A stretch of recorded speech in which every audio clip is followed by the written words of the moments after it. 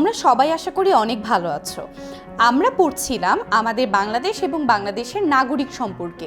এর আগের ভিডিওগুলোতে আমরা দেখেছিলাম একজন সুনাগরিক বলতে আমরা কি বুঝি, সুনাগরিকে কি গুণাবলী থাকতে হয়, প্রতিবন্ধকতাগুলো কি কি এবং প্রতিবন্ধকতা দূরীকরণের উপায়গুলো সম্পর্কে।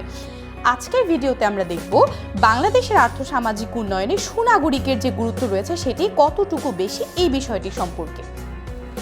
আমাদের কারোরই কিন্তু এটি ভাববার আর কোনো অবকাশ নেই বা আমরা কিন্তু কোনোভাবেই একজন সুনাগরিকের গুরুত্বকে ওভারলুক করতে পারি না। কারণ আমাদের যে ছোট্ট একটা দেশ, এই যে বাংলাদেশ কিন্তু একটা উন্নয়নশীল দেশ এবং বর্তমান বিশ্বে আমাদের বর্তমান সময়কালে কিন্তু বাংলাদেশ বিভিন্ন ধরনের সমস্যা দ্বারা জর্জরিত এবং এই সমস্যাগুলো থেকে মোকাবেলা করার জন্য কিংবা পরিত্রাণ পাওয়ার জন্য কিন্তু আমাদের প্রথম যে বিষয়টি দরকার তা হচ্ছে সুনাগরিক।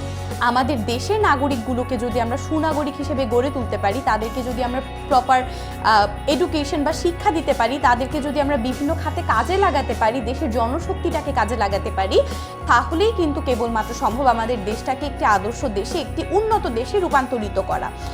এখন আমাদের এই দেশটার মধ্যে কিন্তু বিভিন্ন ধরনের আর্থসামাজিক সমস্যা রয়েছে।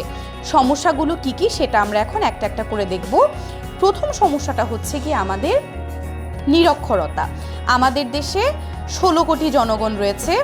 এই 16 কোটি জনগণের যদি 1/3 কি হয়, অশিক্ষিত হয় কিংবা নিরক্ষর হয়, তাহলে কিন্তু আমাদের জন্য এটা খুবই ভয়ঙ্কর একটা ব্যাপার যে এই দেশটাকে নিয়ে আমরা কিভাবে সামনে আগাবো। অর্থাৎ নিরক্ষরতাটা কিন্তু আমাদের দেশের একটা প্রধান সমস্যা। এরপরে আসে হচ্ছে গিয়ে দুর্নীতিটা বলতে আমরা কি বুঝি, আমাদের দেশে সরকারি এবং বেসরকারি বিভিন্ন উচ্চ পদগুলোতে কি হয়, আমরা দেখতে পাই যে মানুষগুলো রয়েছে তারা বিভিন্ন সময় ব্যক্তির স্বার্থপরায়ণতার কারণে কিংবা ব্যক্তি স্বার্থকে উপরে করে দেখার কারণে বিভিন্ন সময় বিভিন্ন দুর্নীতিতে জড়িয়ে পড়ছে। এই দুর্নীতি কিন্তু একটা দেশের উন্নতির পথে অন্তরায়, কারণ দুর্নীতি করলে আমরা তো নিজের স্বার্থটাকে বড় করে দেখছি। এরকম কি আরো অনেক মানুষ আছে না যারা তাদের নিজের স্বার্থকে বড় করে দেখছে? প্রত্যেকটা মানুষের নিজের স্বার্থকে যখন তারা বড় করে দেখে, তখন কিন্তু আলটিমেটলি আমাদের দেশের যেই স্বার্থ, সম্মিলিত স্বার্থ কিন্তু নিচে নেমে যায় এবং দেশের স্বার্থ কিন্তু আর তখন রক্ষিত হয় না।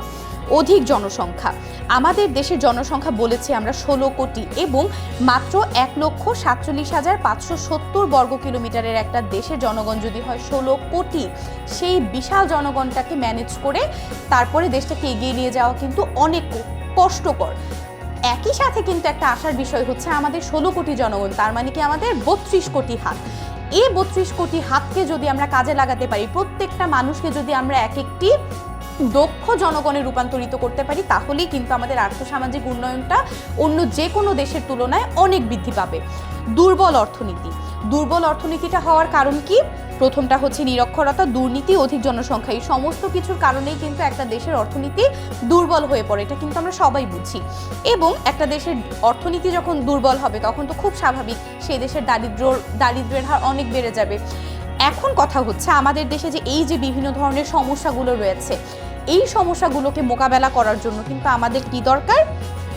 আমাদের দরকার সুনাগরিক। এখন সুনাগরিক হতে হলে আমাদেরকে কি কি করতে হবে? 3টা মৌলিক গুণাবলী অর্জন করতে হবে, যার প্রথমটি হচ্ছে বুদ্ধি। একটা দেশের মানুষজন যদি তার বুদ্ধিকে কাজে লাগিয়ে বিভিন্ন ধরনের কাজ করে, তাহলে কিন্তু সেই দেশটা অনেক এগিয়ে যায়। কেউ হয়তো বা কৃষি ক্ষেত্রে কোনো একটা উদ্ভাবন করলো, কেউ হয়তো বা শিক্ষা ক্ষেত্রে একটা উদ্ভাবন করলো, কেউ হয়তো বা চিকিৎসা ক্ষেত্রে কি করলো, তার অবদান রাখলো। এই সমস্ত কিছু কিন্তু তার প্রপার শিক্ষার মাধ্যমেই হবে এবং শিক্ষা না লাভ করলে তো আমাদের বুদ্ধির বিকাশ হবে না। তার মানে কি, বুদ্ধি হচ্ছে গিয়ে আমাদের অন্যতম গুরুত্বপূর্ণ একটি বিষয়। এরপর আসে আত্মসংযম। একটা দেশে যে বিভিন্ন ধরনের রিসোর্স আছে, আমাদের বিভিন্ন ধরনের যেই উপাদানগুলো রয়েছে, এগুলোকে কিন্তু আমাদের গ্রহণ করতে হবে এবং একই সময়ে আমাদেরকে এই বিষয়গুলো সম্পর্কে আত্মসংযমী হতে হবে। আমাদেরকে অসৎ কাজ করা যাবে না, ঘুষ খাওয়ার উপায় থাকলেও আমাদেরকে এই বিষয়টি থেকে দূরে থাকতে হবে। আমরা কি করি, রমজান মাসে রোজা রাখি না? কেন রোজা রাখি? আমাদের সামনে কিন্তু অনেক খাবার থাকে, কিন্তু তারপরও আমরা আমাদের আল্লাহ তাআলার খুশির জন্য কি করি, সারাদিন না খেয়ে থাকি। এখন এই যে আমাদের আত্মসংযমের বিষয়টি, আমার কিন্তু ব্যক্তি স্বার্থ উদ্ধার করার জন্য অনেকগুলো ক্ষেত্র খোলা থাকবে, কিন্তু তারপর আমাকে আত্মসংযমী হতে হবে। সর্বশেষটা হচ্ছে বিবেক এবং বিচারের যে বিষয়টি, যে বিভিন্ন ধরনের রাষ্ট্রীয় সমস্যা সমাধানের জন্য আমাদেরকে বুদ্ধি, আত্মসংযম এবং বিবেক বিচারের ব্যবহার করতে হবে। কারণ কি? কারণ হচ্ছে একজন সুনাগরিক খুব সহজেই আর্থসামাজিক এই সমস্যাগুলো চিহ্নিত করতে পারে এবং তাদের বুদ্ধিমত্তা, বিচার বিবেক এবং আত্মসংযম কিংবা দক্ষতার মাধ্যমে কিন্তু এইসব সমস্যা সমাধানের পথে এগিয়ে যেতে পারে। অতএব সুনাগরিক হচ্ছে দেশের একটা মূল্যবান সম্পদ এবং সুনাগরিক বিভিন্ন সমস্যা এবং প্রতিবন্ধকতা দূরীকরণের মাধ্যমে আমাদের যে সমাজ এবং সরকার রয়েছে তাকে সঠিক পথে পরিচালিত করে এবং বিশ্বের বুকে কিন্তু আমাদের এই দেশটিকে অনেক উপরে নিয়ে যেতে সক্ষম হয়।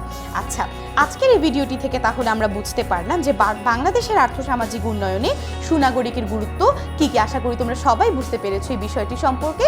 তোমাদের সবার জন্য অনেক শুভকামনা।